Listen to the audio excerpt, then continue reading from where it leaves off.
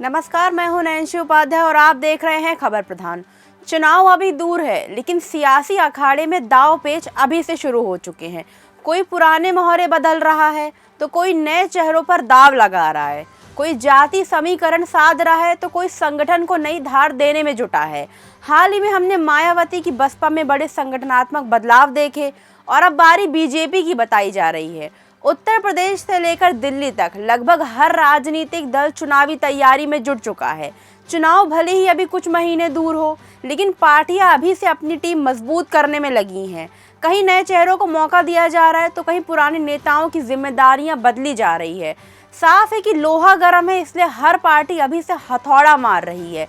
सूत्रों के मुताबिक प्रधानमंत्री नरेंद्र मोदी की अगुवाई वाली केंद्र सरकार में जल्द मंत्रिमंडल विस्तार और बीजेपी संगठन में बड़े बदलाव हो सकते हैं। बताया जा रहा है कि सरकार और संगठन दोनों स्तर पर कई नामों पर मंथन चल रहा है। जानकारी के अनुसार इस बार सिर्फ नए मंत्रियों को शामिल करने की बात नहीं है, बल्कि कुछ मौजूदा मंत्रियों की जिम्मेदारियों को भी बदली जा सकती है। बीजेपी का फोकस आने वाले चुनाव को देखते हुए सरकार और संगठन के बीच बेहतर तालमेल बनाने पर है।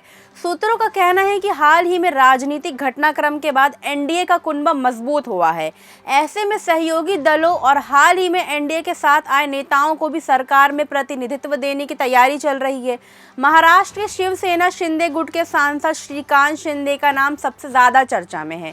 कहा जा रहा है कि उन्हें केंद्रीय मंत्रिमंडल में कैबिनेट मंत्री बनाया जा सकता है।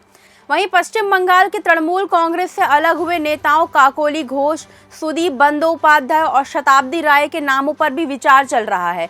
सूत्रों के मुताबिक इनमें से किसी एक को केंद्रीय मंत्रिमंडल में जगह मिल सकती है। इसके अलावा शिवसेना के उद्धव ठाकरे गुट से अलग हुए सांसद संजय दीना पाटिल का नाम भी संभावित मंत्रियों की सूची में बताया जा रहा है।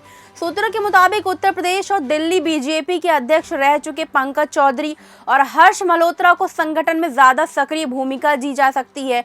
अगर ऐसा होता है तो उनकी जगह सरकार में नए चेहरों को मौका मिल सकता है। बताया जा रहा है कि बीजेपी अब संगठन और सरकार दोनों में अनुभव और युवाओं के बीच संतुलन बनाने की रणनीति पर काम कर रही है। कुछ वरिष्ठ नेताओं को संगठन में अहम जिम्मेदारी देकर युवाओं नेताओं को सरकार में आगे लाने की तैयारी भी की जा रही है। सिर्फ सरकार ही नहीं, बीजेपी के राष्ट्रीय संगठन में भी बदलाव की चर्चा है। सूत्रों के मुताबिक पार्टी राष्ट्रीय स्तर पर कम से कम 2 महिला उपाध्यक्ष नियुक्त कर सकती है। साथ ही त्रिपुरा और हिमाचल प्रदेश के वरिष्ठ नेताओं को भी राष्ट्रीय उपाध्यक्ष जैसे अहम पद दिए जा सकते हैं। हालांकि अभी इन बदलावों को लेकर बीजेपी या केंद्र सरकार की ओर से कोई आधिकारिक घोषणा नहीं हुई है। फिलहाल सभी नाम और चर्चाओं सूत्रों के आधार पर है।